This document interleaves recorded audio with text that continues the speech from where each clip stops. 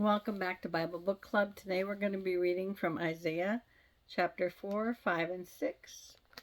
We'll go ahead and begin. Isaiah chapter 4. In that day, 7 women will take hold of one man and say, "We will eat our own food and provide our own clothes. Only let us be called by your name. Take away our disgrace." In that day the branch of the Lord will be beautiful and glorious, and the fruit of the land will be the pride and glory of the survivors in Israel. Those who are left in Zion, who remain in Jerusalem, will be called holy, all who are recorded among the living in Jerusalem. The Lord will wash away the filth of the women of Zion. He will cleanse the bloodstains from Jerusalem by a spirit of judgment and a spirit of fire. Then the Lord will create over all of Mount Zion and over all of those who assemble there a cloud of smoke by day and a glow of flaming fire by night. Over everything the glory will be a canopy. It will be a shelter and shade from the heat of the day and a refuge and hiding place from the storm and rain. Chapter 5. I will sing for the one I love, a song about his vineyard.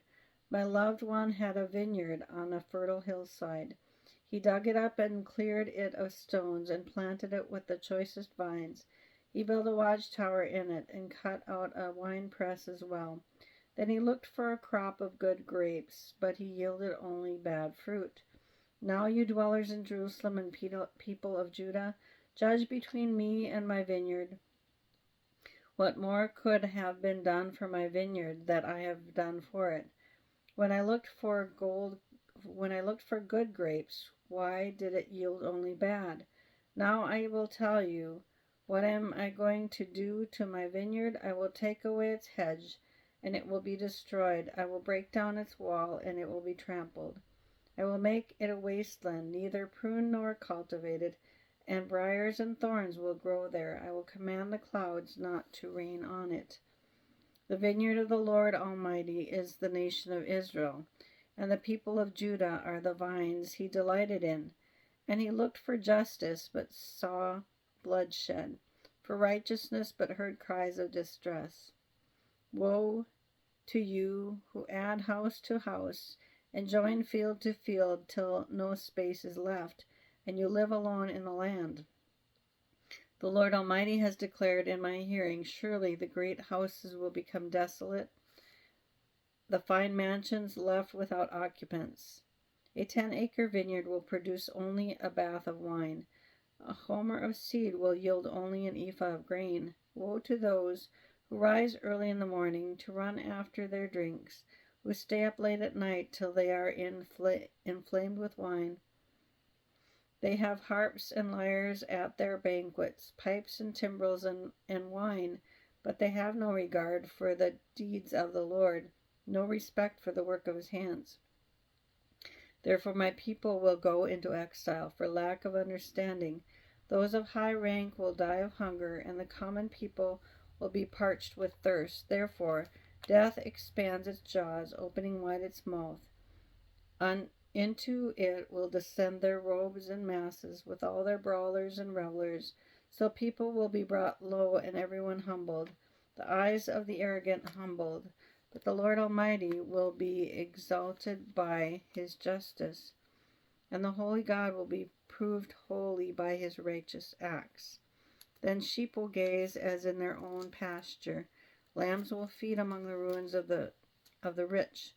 Woe to those who draw sin along with cords of deceit, and wickedness as with cart ropes.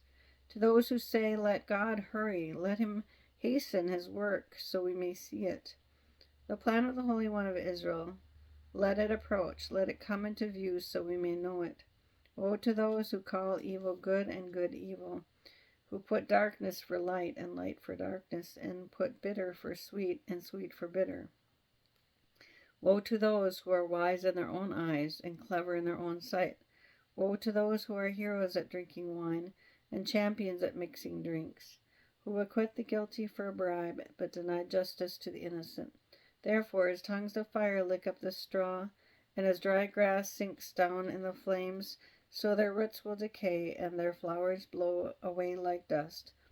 For they have rejected the law of the Lord Almighty, and spurned the word of the Holy One of Israel. Therefore the Lord's anger burns against his people. His hand is raised, and he strikes them down. The mountains shake, and the dead bodies are like refuse in the streets. Yet for all this his anger is not turned away. His hand is still upraised. He lifts up a banner for the distant nations. He whistles for those at the ends of the earth. Here they come, swiftly and speedily. Not one of them grows tired or stumbles. Not one slumbers or sleeps. Not a belt is loosened at the waist. Not a sandal strap is broken. Their arrows are sharp. All their bows are strung. Their horses' hoofs seem like flint. Their chariot wheels like a whirlwind. Their roar is like that of the lion. They roar like the young lions. They growl as they seize their prey and carry it off with no one to rescue. In that day they will roar over it like the roaring of the sea. And if one looks at the land, there is only darkness and distress. Even the sun will be darkened by clouds.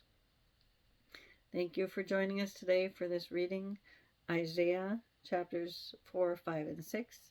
And we hope you can enjoy it. Join us next time for the continuation of the book of Isaiah. Thank you. God bless you.